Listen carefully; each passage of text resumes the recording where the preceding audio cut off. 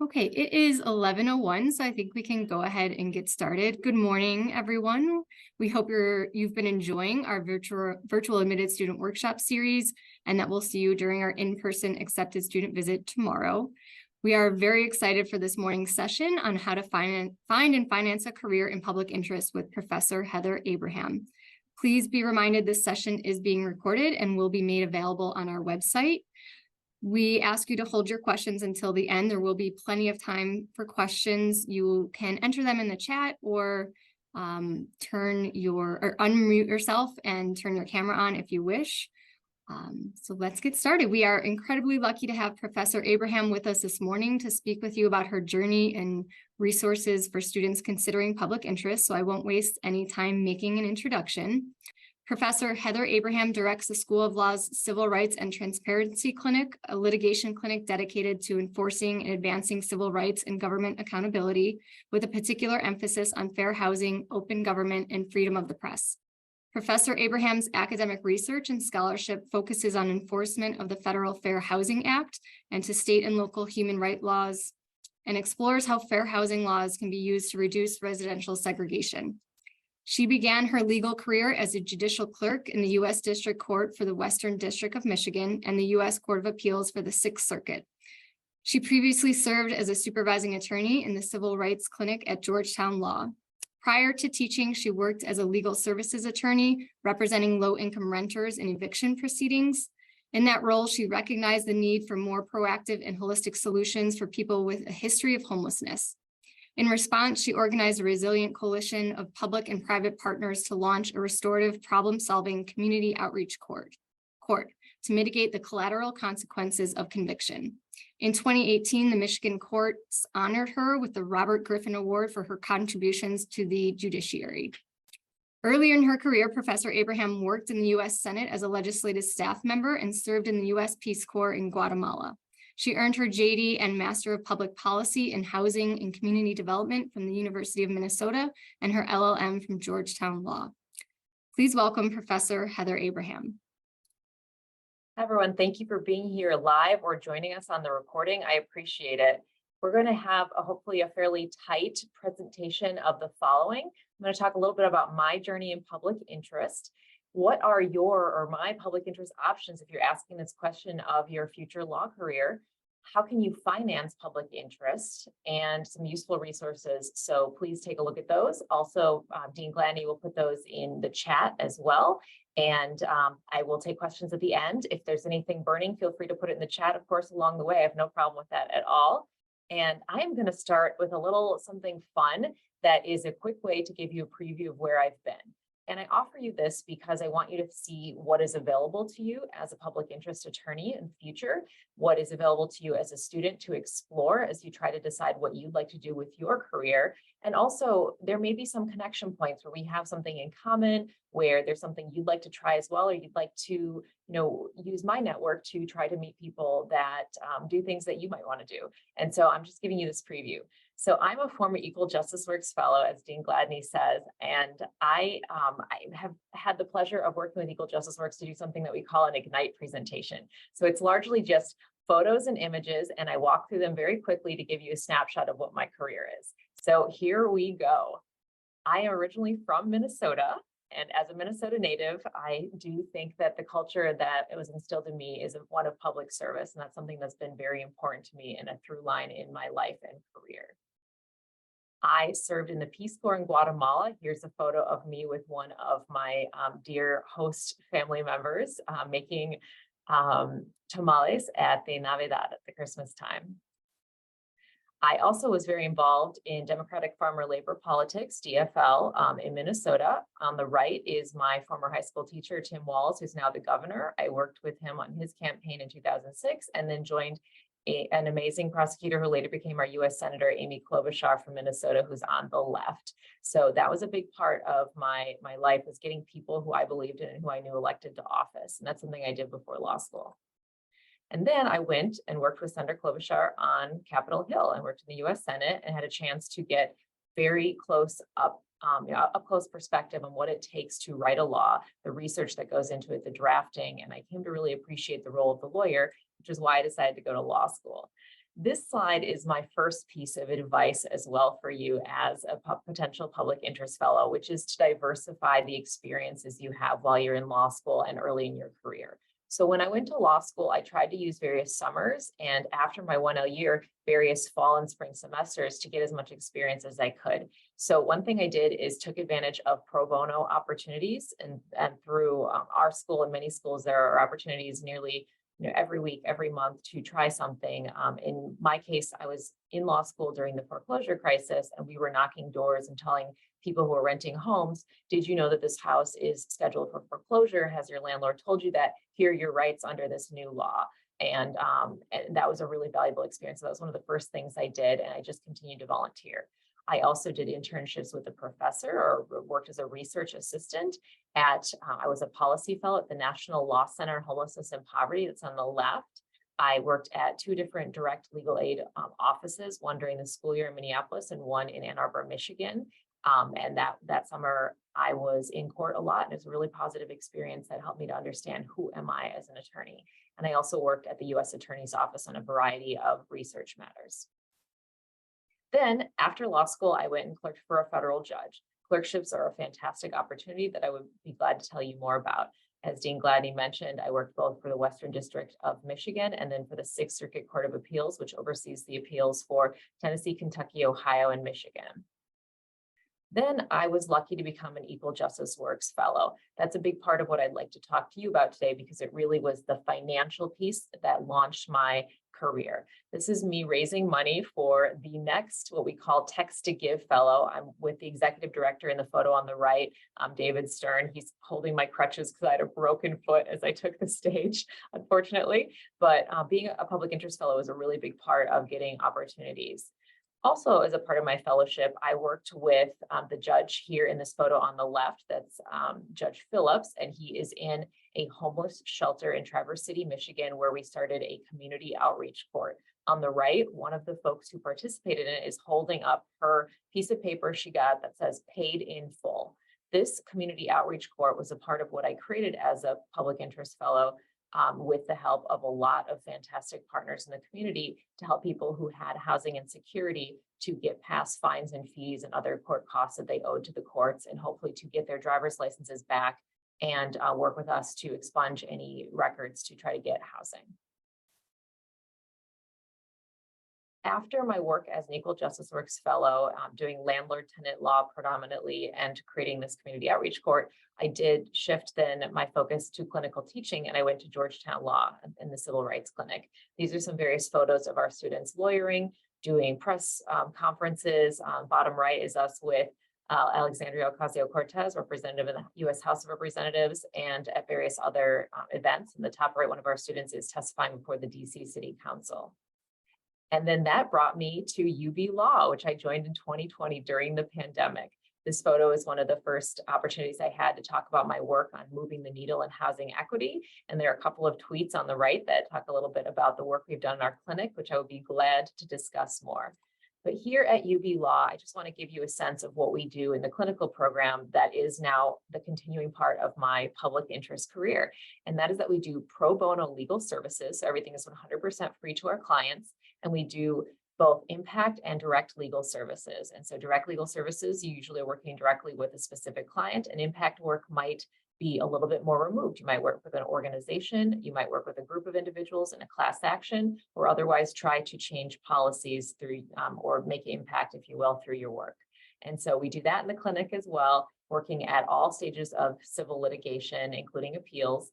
And we do non-litigation advocacy. So that might be drafting legislation, or here, 2 of our students, 3Ls, Giovanni Gallanese on the left and Kiesens Harris on the right, are speaking to a radio station about segregation in Buffalo and Erie County writ large, which is a big part of what we do in our clinic.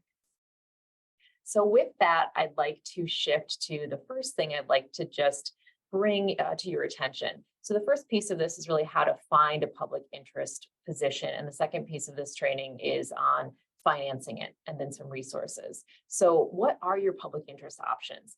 And I define public interest very broadly. It's generally any nonprofit organization. It can be working for the government, including the military. It can be working as a public defender or prosecutor. So that might be for your local county government. It might be a U.S. attorney, so working for the government as a prosecutor on the federal level.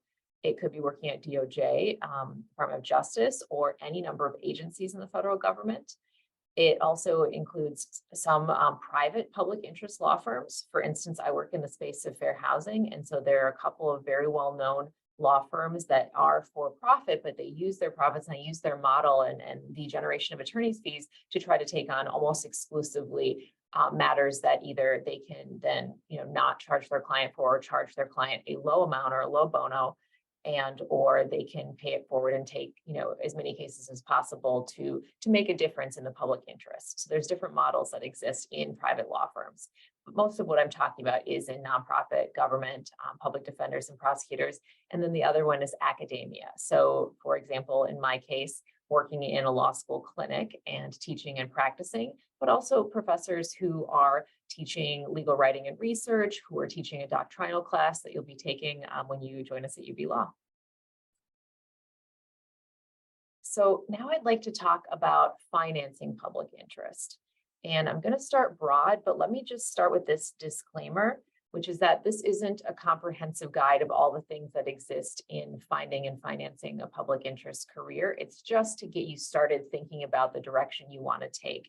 Every individual's financial situation is different, and we'd be glad to talk to you about them. There are a number of resources scaffolded together at the law school to make sure that you have the support you need and can ask the right questions and do that upfront so that you're planning ahead to your second, third year of law school and beyond. So just to make sure that everyone is aware of these programs, I'm starting very broadly with the Public Service Loan Forgiveness Program. On the next slide, I'll talk more about that in detail. The next one are any number of loan repayment assistance programs, also known as LRAPs. So often those are hosted by some states and some localities, local bar associations, schools, some government jobs. In the past, when I worked on the Hill, for example, I was a part of a repayment plan for my undergraduate loans. That was in addition to my base salary. And then some law firms will offer that sort of support as well. As public service loan forgiveness has become more ubiquitous, I think that there are fewer LRAP programs in my experience, but some may still exist. And that's something we can talk about relative to your situation, what you want to do with your career. The other big things are public interest fellowships. So those can include summer fellowships and they can include postgraduate fellowships. Two of the many programs that exist, but two of the biggest ones for postgraduate fellowships are the one I already mentioned, Equal Justice Works. So I'd encourage you to look them up online and learn about their model. They have several different postgraduate programs and some summer programs. One of our UB students who is currently a 1L just accepted a position into the Rural Summer Corps this summer. So that is that's something that UB Law students do. And then we also have SCADDN. SCADDN fellowships are another very common fellowship that is hosted and organized by the SCADDN Foundation, originally associated with SCADDN, the law firm. I also did want to mention that something in our school strives to support students in doing is providing financial support for whatever summer fellowship you might take in the public interest. We have a group, the Buffalo Public Interest Law Program, BPILP, and I mentioned it here on the slide. Tomorrow night is our auction that the students have every year to raise money for public interest fellowships over the summer to make sure that students can pay for their necessities over the summer while they work. There are others, including two that I had as a student. I'm not sure if they still exist, but Equal Justice America is one that I did as a student. And then there was a private Robina Fellowship, ROBINA, that existed at my alma mater of University of Minnesota. And so we can see what other options might exist for you here as a UB student, but just be aware that those exist. Now, to go a little bit deeper into public service loan forgiveness, this is a federal program. It was passed into law in approximately 2007. And after the federal government passed it, they began to roll out various forms, and the requirements were such that students would have to have, or postgraduate people would have to have qualifying employment for a total of 10 years or 120 payments, but they don't have to be consecutive. So someone might do some public interest work and then wait, make payments and then wait and then continue it. So it's the equivalent of 10 years of qualifying employment in which you make payments each of those times, each of those months for the 120 months. And it only applies to qualifying government loans. So you just want to make sure that you're speaking with the Department of Education or whoever your loan servicer is. Right now, MOHELA, MOHELA, is the government contract public service loan forgiveness vendor, is my understanding. I did go through this program, and I was one of the early people to go through it because I was working at the time and decided to go to law school shortly after the law was passed. And of course, like many people, I was often afraid that it might not continue to be appropriated or continue to exist. But I entered the program, and when I graduated from law school, I consolidated my loans with the advice of my then loan processor, and then went through the process of filling out an employment certification each year to show that I'd made qualifying payments that year. When they added up earlier this year, actually this last fall, I went through the process of submitting, and then in a couple of months approximately, I received my notice. So I'm actually very recently a full beneficiary of this program. And I have learned the ins and outs of it, so I'd be glad to talk to you more about it. And I also know that we have several people, including in our career services office, that can help talk to you about public service loan forgiveness. So now I'd like to spend just a little bit of our time talking about my tips and advice for public service. And I think this is one of the most valuable parts of the seminar, or the webinar today, is just to think about these things. So one I mentioned earlier, which is to have a variety of hands-on experiences. What I mean by that is try to work in different areas of law and try to work in different sort of contexts and doing different services. So for example, I mentioned direct legal services. So perhaps a legal aid office or legal services office, they're often called, versus impact litigation. So some organizations that are particularly well known in civil rights are the Legal Defense and Education Fund of the NAACP and the ACLU, or state level organizations like the New York Civil Liberties Union, NYCLU. And so those are more impact litigation groups. You can also try doing policy work, whether you're working for a government agency or drafting legislation with a specific elected official, or whether you're working for an outside agency or perhaps a similar nonprofit to an ACLU or something along those lines that also is working on drafting and influencing that legislation and its chances of being enacted.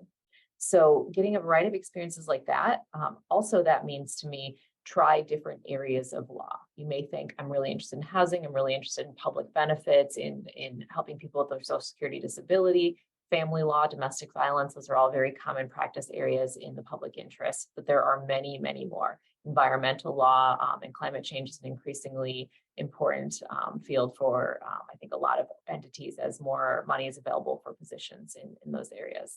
The next one is to just be open and minded and flexible.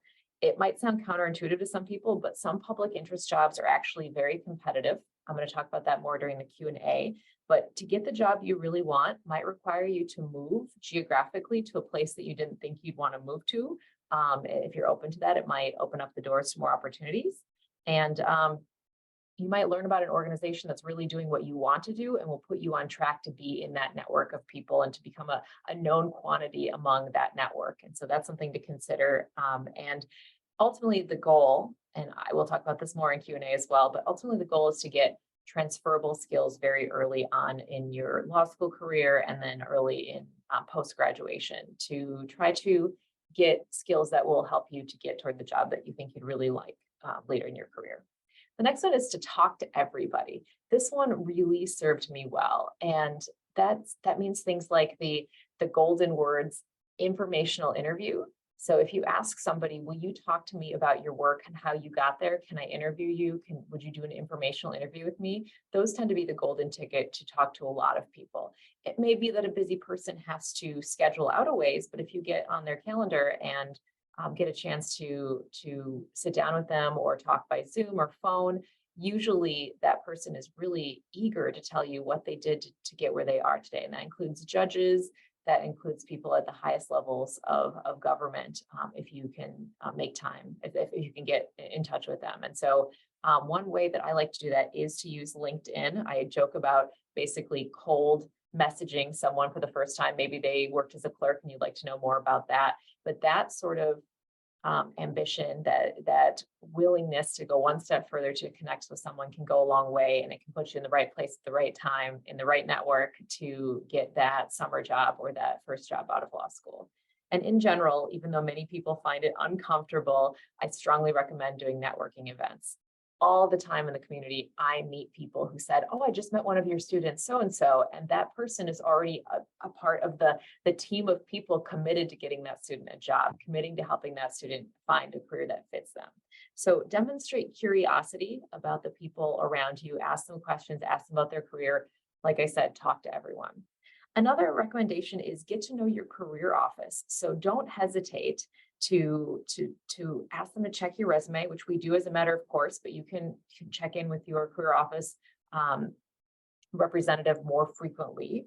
And you can do mock interviews before any real interview with them, which I strongly recommend. And as you get to know them and they know you by face and by name, they will think of opportunities as they become available, as they know that you're looking for something.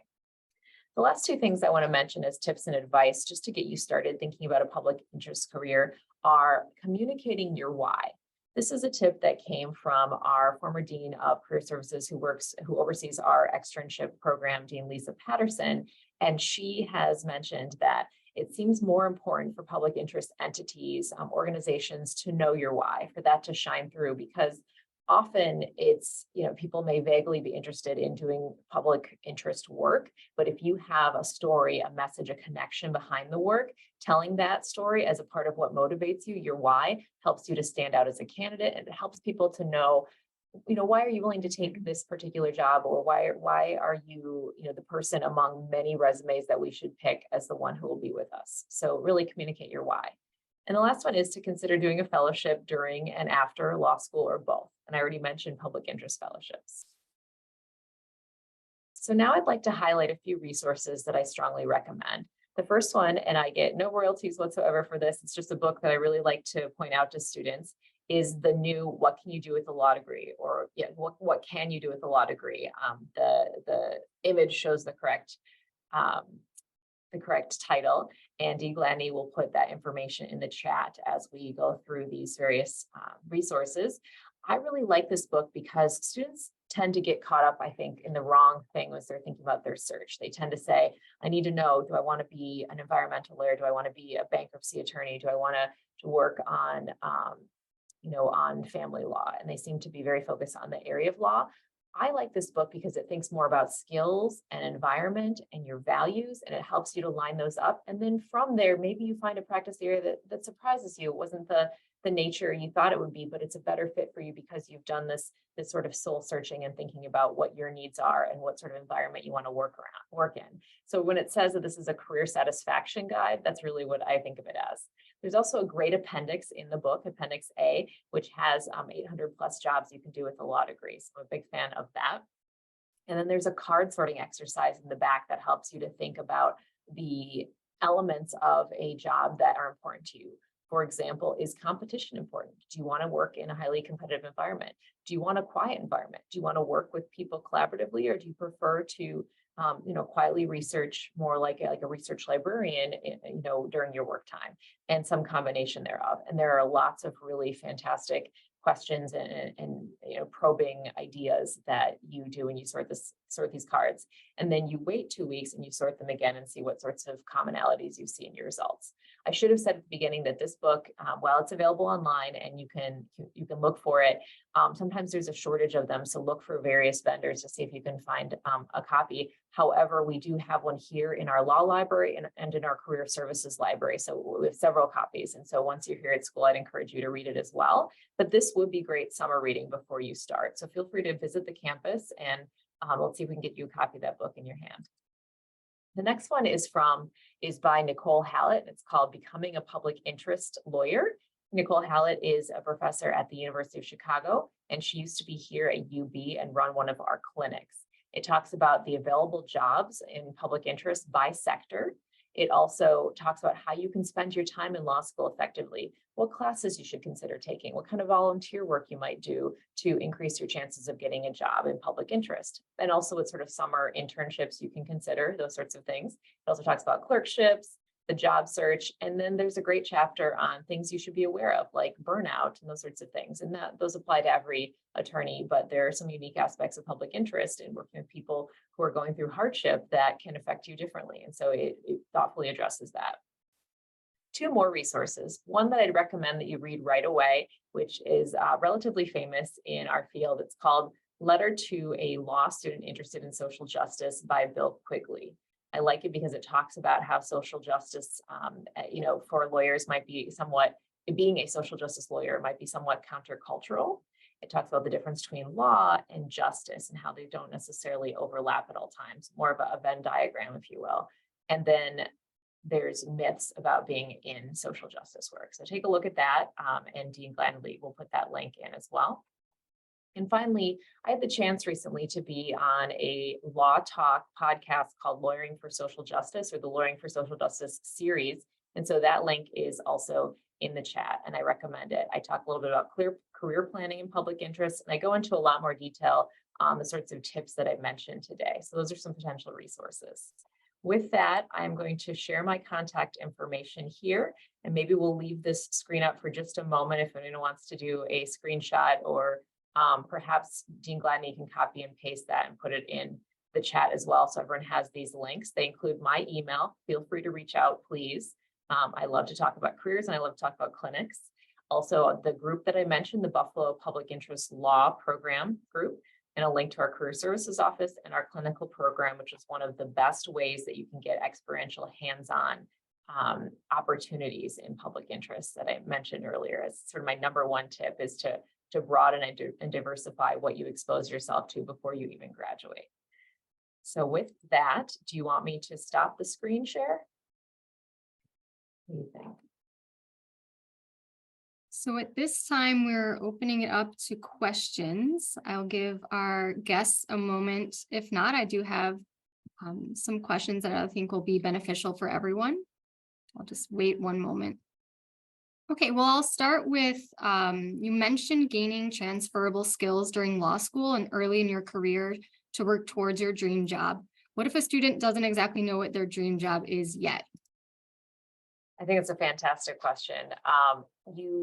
You might think it's a dream one day, and then you discover something else even a few days or weeks later. So I think that's fantastic, just to recognize that it may change or you may not know. It is really common for people to go through law school and to not know on the other end. The beauty of that problem, though, when it comes to law school, is that law school is very much teaching you how to find information, how to think about information critically.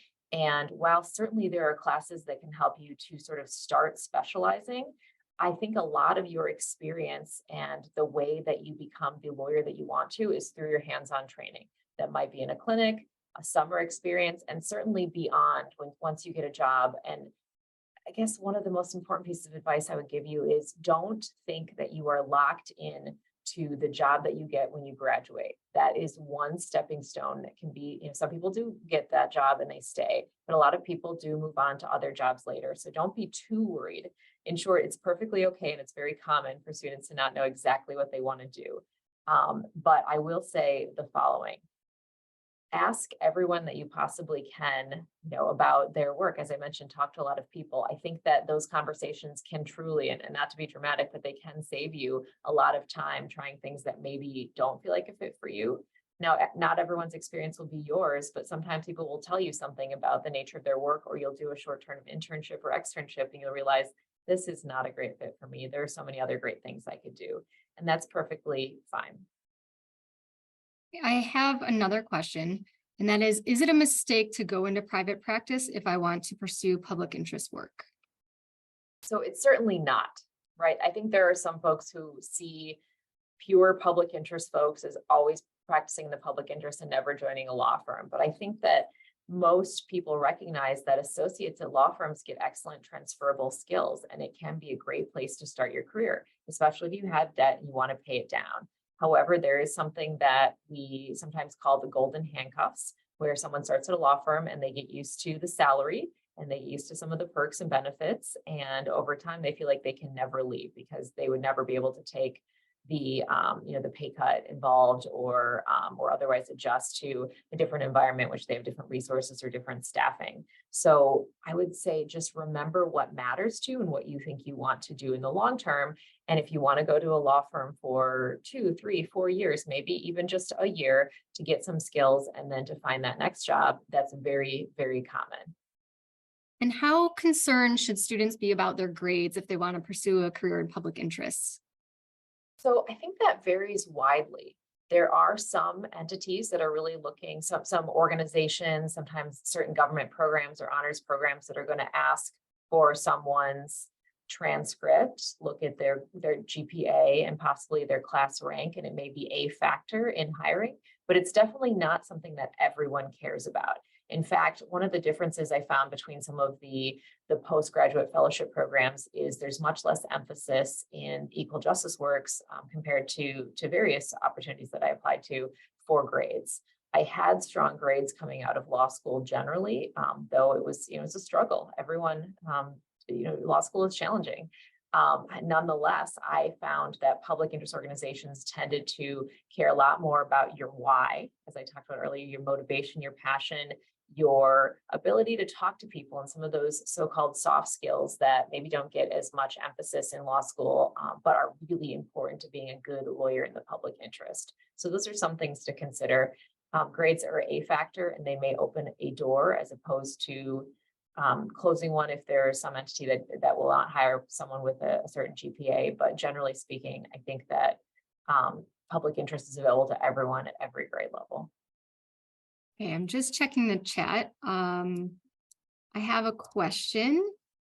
You mentioned that the career services is in the law school is there to guide us through the job search process. Are there also public interest focused fairs that we can attend? Great. So there's a lot of fantastic resources. And I would add that there are professors doing public interest work. They are often in the clinics, professors who have done public interest work or taken on pro bono matters that you will have as instructors throughout your time at UB. They are all great resources, and they may connect you to someone else in another city, in another in another legal practice area that you were necessarily considering. So again, use those resources.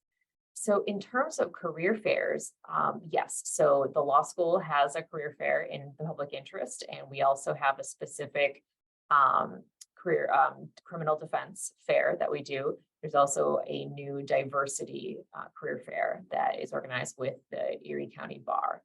In terms of other outside public interest opportunities, Equal Justice Works has a career fair every October every year, and that's based in Washington, D.C. I think during COVID, they also had a Zoom option that they may have continued, but I went to that several times and I applied in advance, and you can go through sort of like an on-campus interviewing process, but in DC, you can submit your materials in advance and have an interview that day. I found it very useful, particularly because I was interested in some national organizations based in DC. So that's another one outside of the Buffalo area if you're trying to be connected in DC, in Philadelphia, in New York City, and some of the other East Coast cities.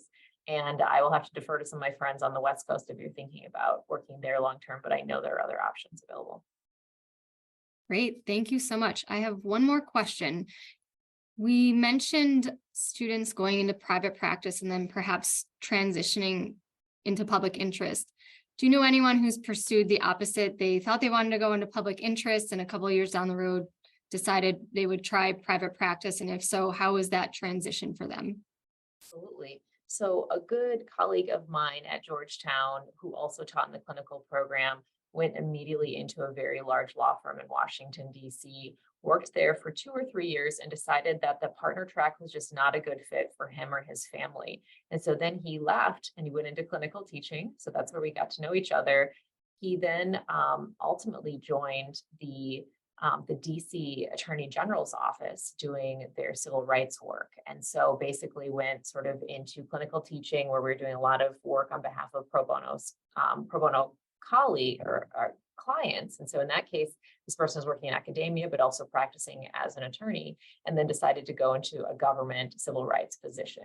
I think that's very common as somebody sort of in the first, usually 2 to 7 years of practice tends to be the time when people switch. A lot of people will stay in a law firm at the beginning and then move. But again, some people will go into public interest, go back. I should have mentioned my colleague also then went back to a law firm for a couple of years and then went to the DC office of the Attorney General. And so that law firm experience allowed him to deepen his skills in terms of discovery and some of his more difficult litigation skills in a place where they had a lot of resources, great paralegal support, and could, make additional money to support his family. And so that was a good choice, but then again, went back into a government job because it aligned better with his values. And so that was a fit that worked for his family and his career trajectory. But I do want to just emphasize again, as we close, that a lot of students and recent graduates will think that they, sort of driven by fear, are afraid that they have to keep the position that they had at the very beginning, or they feel a lot of pressure to find the perfect job right away out of graduation. But that's not that common, because the people you want to work with and be like have a lot of experience, and they're looking for someone to get a little experience before they necessarily join them. So it is a norm in our field now to hop from one employer to the next from time to time when it's the right fit for you. Okay, and I have one question. I think it's a great question to close with. If a student wants to land a public interest job right out of law school, what advice would you give to them?